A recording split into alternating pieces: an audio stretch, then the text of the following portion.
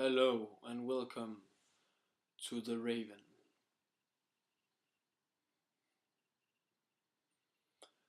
Allow me to read the first 6 verses of the poem The Raven. Once upon a midnight dreary, while I pondered weak and weary over many a quaint and curious volume of forgotten lore, while I nodded nearly napping, suddenly there came a tapping, as of someone gently rapping at my chamber door. "'Tis some visitor," I muttered, "tapping at my chamber door. Only this, and nothing more." Ah, distinctly I remember it was in the bleak December, and each separate dying ember wreathed its ghost upon the floor. Eagerly I wished the morrow, vainly I had sought to borrow from my books so keys of sorrow, sorrow from my lost Lenore, for the rare and radiant maiden whom the angels named Lenore, nameless here for evermore. And the silken sat, uncertain rustling of each purple curtain filled me with fantastic terrors never filled before, so that now to still the beating of my heart I stood repeating, "'Tis some visitors entering, entreating entrance at my chamber door. Some late visitor entreating entrance at my chamber door. This it is, and nothing more." Presently my soul grew stronger, hesitating then no longer. "Sir," said I, "or madam, truly you forgiveness I implore.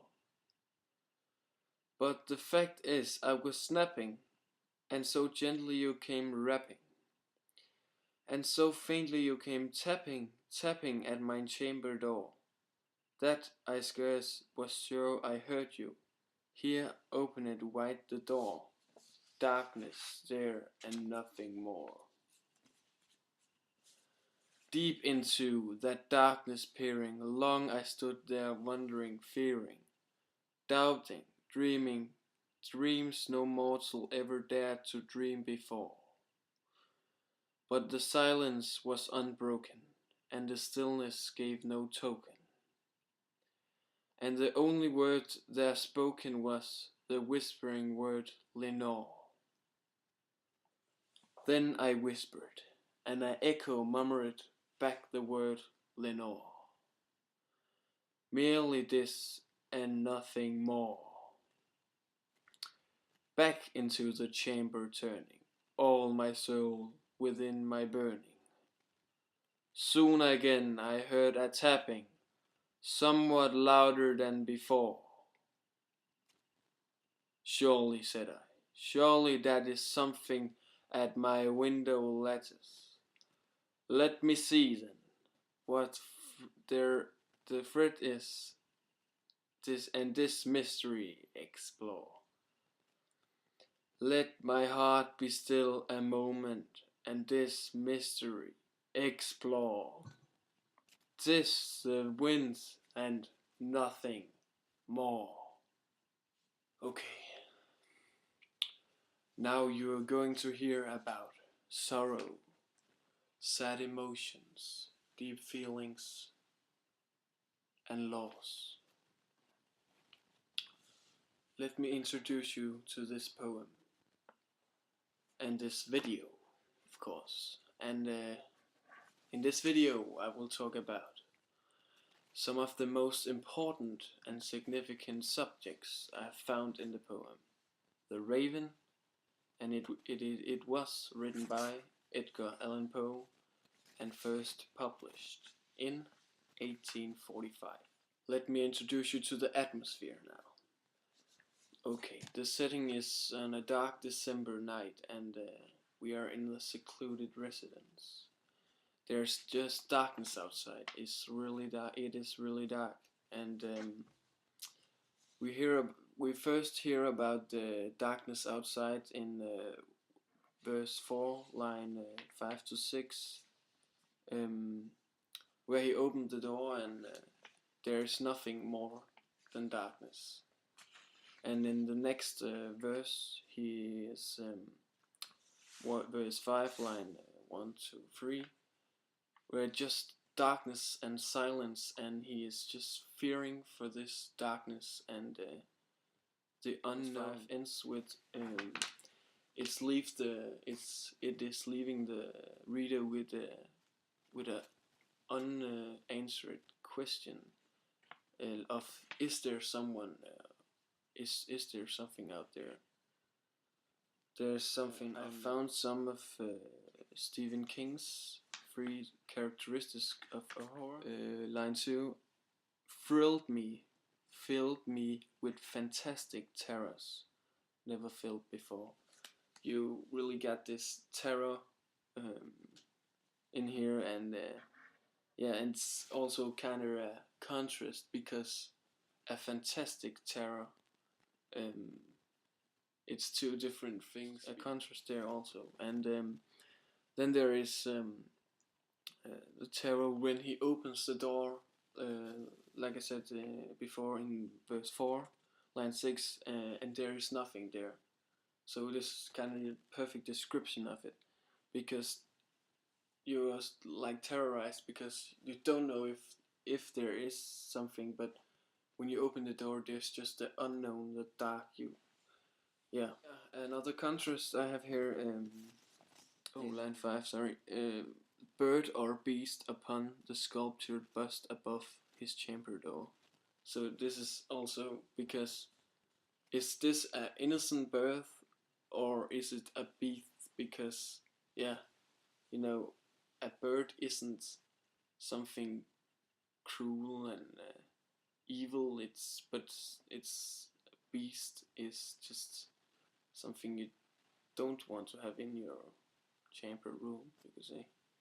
So another contrast here. I have a little focus on the two words nevermore and evermore, who are used several times, and I think they have a pretty important meaning in this poem. And evermore is first used at verse 2 in line 6, nameless here for evermore, and there's talking about the Lenore. The protagonist is in he is in deep sorrow for his lost Lenore, and I think Poe, he uses this evermore because loss is something we always, it's loss, like loss will always be a part of life. So this evermore, this phase of life you have to go through in a way. And there's the nevermore, and it's used the first time in verse 8, line 6, and it's the raven who's saying nevermore, and it's the only word the raven is saying in this poem.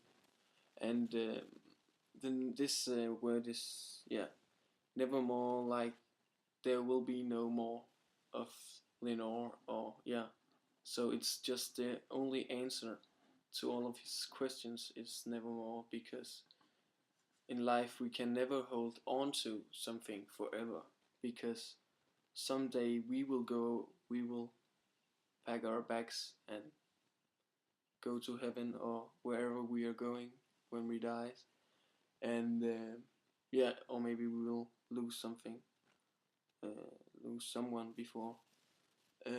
So we can never hold on to what we have or who we love forever. And I think that this nevermore, and like the raven is only saying nevermore, and it's it's like a symbol of his sorrow for his lost Lenore, and like the raven is there to lift off this sorrow, to make him realize that this is something you can't get back. And yeah, and it's also described in the last 18 line, number 6, shall be lifted nevermore. So here we have nevermore and shall be lifted. I just thought that was funny because, yeah, the sorrow shall be lifted off his shoulders, maybe. But yeah, and then this love lost Lenore, yeah, we hear about her the first time in verse 2, and yeah, she is a beautiful, because the angels named her Lenore. He realized that death isn't something you can be able to like. Death is not like a challenge. It's just something who's gonna happen someday, and it's the ending of life, and life is equal to death in a way.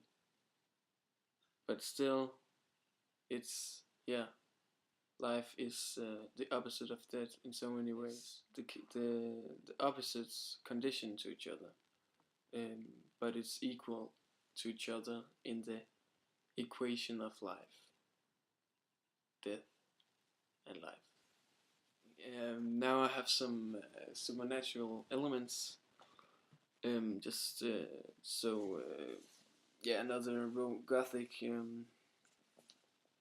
a gothic style, and the first one is in verse 10. Verse 10, line 6, it's when the bird is answering him with nevermore, and it's kind of funny, or you could say it's supernatural because a bird can talk.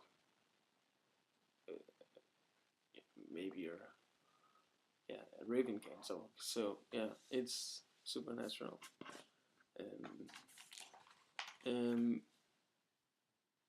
Yeah, and so also again the thing I mentioned before in verse 9 about the beast or the bird, because yeah, a bird isn't a beast in a way, and the thing about that the bird has the eyes of the demon that is dreaming in verse 18. It's also kind of scary part, and also supernatural because, but still it could be just his imagination playing around with him, so he sees the demon, and all kind of animals and humans can have evil eyes. So yeah, it's in line 3, verse 18, line 3, and his eyes have all the seeming of a demon's that is dreaming. So yeah, and at last I have something about the name Lenore, which is a name. It's a name from the Greek language, and that has the meaning of light, and this is also a contrast to the atmosphere around this protagonist and around the room and around the setting, because he is in the darkest place, a secluded residence, and really not in a happy state of mind, you could say. But and she was the light of his life, and now he sees no light after his love has disappeared away with the angels. So yeah, it's also kind of sad, and she leaves an empty space,